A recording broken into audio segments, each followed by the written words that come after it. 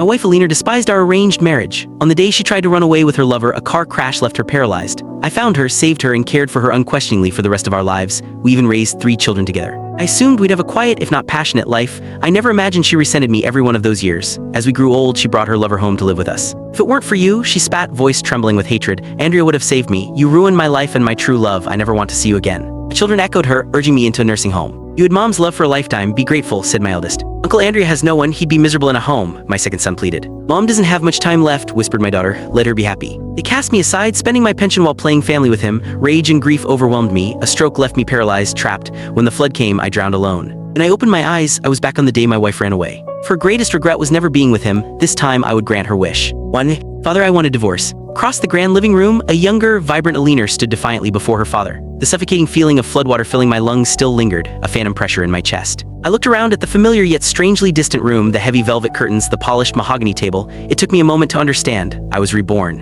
On the ornate chair at the head of the room, the old man's face was a mask of fury. Nonsense, he barked. My father-in-law, Mr. Ashford, alive again after so many years, brought a sting to my eyes. I was an orphan, a beggar he had found on the street and brought into his home. In an era where most struggled for a single meal, he gave me new clothes and full bowls of rice. He taught me to read, sent me to school, and personally mentored me in his business. When I came of age, he gave me a home, a name, and his daughter's hand in marriage. He was more of a father to me than anyone. I owed him everything. My lips parted, about to voice the name I hadn't called him in decades, when Alina's sharp voice cut through the air. Father, I have never once disobeyed you. You told me to marry this coarse, uneducated boy you took in, and I did, she declared, her voice dripping with disdain. But I don't love him. He can't discuss literature or philosophy. He's vulgar. We have nothing in common. Her gaze softened as she continued. Only Andrea understands me. He loves me. He respects me. Only with him do I feel alive, truly in love. Mother is gone. Can you really be so cruel as to watch me waste my life with a man I despise? Her accusations sent a tremor through Mr. Ashford, but he controlled his anger, turning to me with an apologetic look. Alina is young and foolish, Jacob. Don't pay any mind to her words. I gave a bitter smile. Young, our 3 children were already old enough to run around the yard, but perhaps in a father's eyes, a daughter never truly grows up. Alina's cold, merciless gaze shifted to me. My father says he raised you to take care of me, but I have hands and feet. I have a staff of servants. I don't need you. She took a step closer.